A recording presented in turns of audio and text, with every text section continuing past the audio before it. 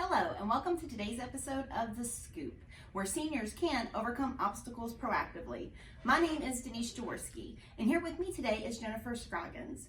Jennifer comes to us as an investment advisor with Platinum Wealth Solutions of Texas. Thank you so much for joining us today, Jennifer. You're welcome. Thanks for inviting me. Yeah, I'm excited about what we're going to be talking about today because Jennifer has over 25 years of experience in the financial, helping families really set their portfolios to where they're able to plan for those things that come up as we age.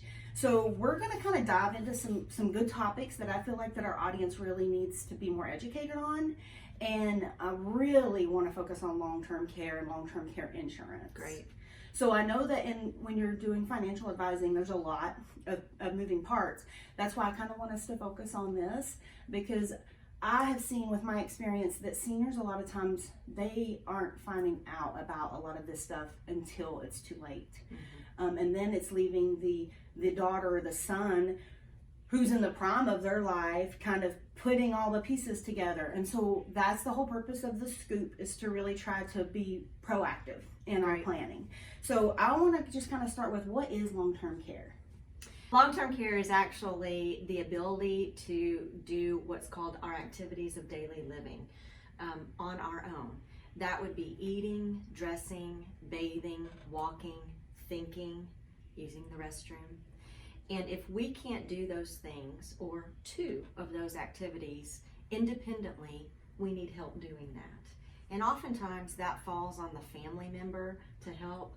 And then there may be or not necessarily opportunity, but a situation that happens where the family can't care for their loved one anymore, and then they have to go to a facility, either an adult daycare, nursing home, memory care facility, because they cannot live independently anymore.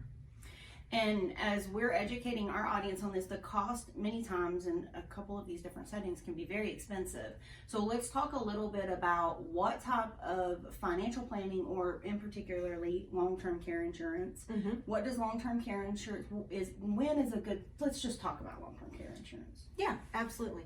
So I think the biggest misnomer in my business is, what is financial planning? And I think what people need to understand is it is comprehensive, that I have to look, just like building a home, we've got to look at the foundation first and what are the risks that could happen to us. Absolutely. So the insurance planning is a huge part of that, protecting our family, protecting our business, protecting our loved ones. And that's where long-term care planning comes in. And ironically, I bring it up to individuals in the retirement planning area and asking them about their family, about the longevity they have, how's their health of their parents, and do they foresee needing to care for them when they are retired themselves. And a lot of times they look at me like, well, why are you asking me that? Because I actually have retired successfully over 200 couples. In the That's amazing. Yeah, it's very rewarding. Absolutely. But with that experience, I can share the education that I've learned through their eyes, or through my own eyes, and we don't plan for that. Right. And what happens is we're emotionally drained, we're physically drained, but more so financially drained. Yeah, it's a lot. So in planning for, if we're going to have to care for them and ourselves, just helps educate them. So really and truly, talking about this topic at age 40 is a great starting place for that, because the cost just continues to go up as we grow older. So as we're talking about this, I mean, we say seniors, but when you're 40, you're not a senior yet. So we're really wanting our audience to understand when you should really be planning for your long-term care for when you're in your 70s, 80s, 90s, who knows when that could hit. You should start looking into making sure when you're in your 40s that you have things set up properly so that it doesn't just tank what you plan for your retirement. Right. When we plan for that, we look at the average cost today, which is $6,000 a month here in San Antonio. But one of the questions that I'm asking you when you're retiring is, well, where do you think that'll be? Will it be here in Texas? A lot of people think about, oh, I want to retire in California or Florida. Yeah. So if you look at Florida, the cost of care there is 3 times as much, $18,000, $20,000 a month for the same care that they could get here. how are they saving for that today? Yeah, that's good. And I asked that question. And so the earlier the better, because the cost of care goes up with inflation, just like anything else. Yeah. So someone in their 40s, when we're looking at today's cost and we get to age 90, age 85, 90, life expectancy, that's over $1 million. That's a lot. And one of the statistics I found is that the average length of stay for a female in assisted living, if they went to that next step, is 2.5 years, where the average national stay for a male is 1.5 years. But for someone who has Alzheimer's and dementia, it's 10 years. Yeah.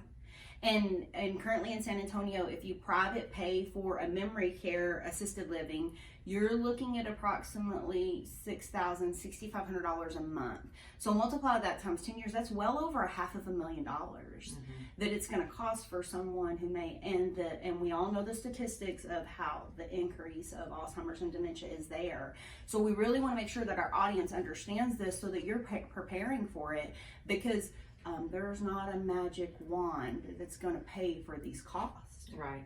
And when we're have families that come to us and we educate them on the cost and what their options are with what they have to work with, sometimes we're so limited with how we can help them, and a lot don't understand why. Right, and a lot will say, well, I'm just going to spend down those assets and I'm going to go on Medicaid, and they don't really understand the dynamics behind that.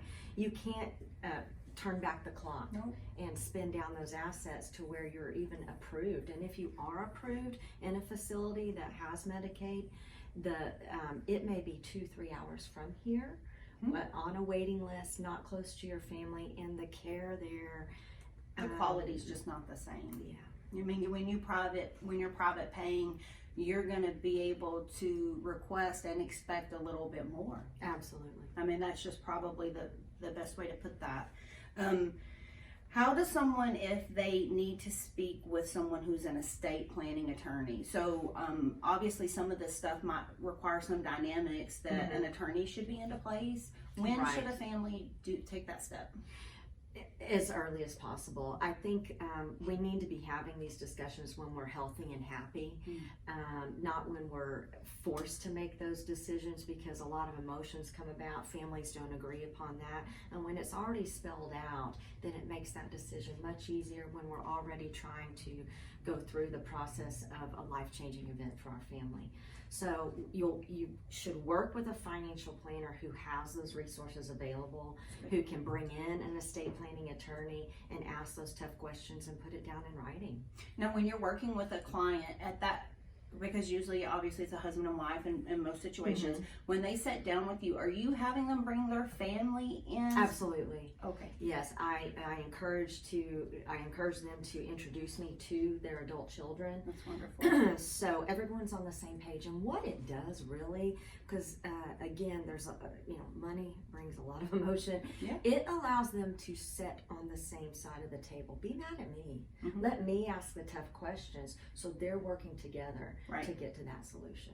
We play that sometimes too as advocates with our families, because sometimes it's better for us to throw those difficult things on the table. That's right. Let us bear that, so that way the family can stay supportive. But that goes back into what we were talking about on our last segment of communication. And communication is so important. If you are in your planning process, making sure that your family understands what your wishes are is going to make it all go so much better. Yes. Don't wait until it's time to put that plan in place before you let what family member know who's in charge of what, right? Right. That can eliminate some of those dynamics. The other question I have for you is, so if I was to purchase a long-term care insurance policy, what if I never use it? What happens? So if you purchase a policy, there's actually an opportunity to get your premiums back that you've paid for if you elect for that benefit of the policy. But that's really kind of that last case scenario. What we propose today is to look at life insurance as an alternative that allows you to use that benefit for long-term care if you needed it. Because we may be throwing money away at a long-term care policy where we have no control over the premiums. They can go up, and they have gone up because the claims have gone up, and so insurance carriers need more money to be able to pay those policies. So in order to eliminate that from happening, a life insurance policy, we all know we're going to use, unfortunately, because we all are going to pass away. So at least your beneficiaries are going to get the benefit of that, whereas the long-term care policy, it may be just money thrown out the window. So if you were to use a life insurance policy over a long-term care insurance policy for part of your planning, are they cash out policies? Is that what you're referring to? So in the event that you needed to use it to pay for care or for funeral costs, you would cash it out early? Yeah, they have what's called an accelerated death benefit available. So if the policy's a $500,000 policy, then you would be able to access that $500,000 immediately for long-term care. And there's a little more features in there because they don't just give you the $500,000. Sure. It's based on the benefit that you sign up for. So like if it costs $7,000 a month to go into the facility, you would get the $7,000 a month per se. So each one's individualized to that, but that's kind of how it works. But it allows for some great options that weren't there. I mean, probably 5 years ago, these options, I don't think were No, there. this is something fairly, I wouldn't say new, but yeah, about 5 years or so. It's a wonderful way to take care of the cost. Yeah, that's definitely, I mean, that's something I personally want to look into for our And I planning. haven't. That's wonderful. I would like to give you a minute just to kind of talk with our audience. The fact that she mentioned she served over 200 families, I think is amazing because that really makes you an expert. Some people go out there and they're plugging themselves as being a financial advisor, but they haven't been to the point to where they've actually walked through what they've helped people plan. The fact you've got 25 years of experience helping people and now are seeing plans you put in place, that's amazing to me. So would you take a minute to let our audience know a little bit about how they could reach out to you in the event they would like to do some planning? Yeah, so when you're ready to talk, you just give me a call. My my cell number is the best place to reach me. It's 210-789-2003. I'm not just a Lone Ranger. I think that's a big misnomer out there, like, oh, what if something happens to me? I do have a team of 12 who support me, and assistance, resources available like the attorney, a CPA, and junior advisors who, in the event something happened to me, they'd be able to carry on with your wishes. Well, we would like to thank Jennifer for joining us today. Thank you so much. I hope you come back again. I know there's so many topics we could talk about. Yes, for sure. Thank you, and stay tuned to the next episode of The Scoop. And remember, if you're ever in need of help for your aging loved ones, our services are free. You can contact us by the number located at the bottom of your screen.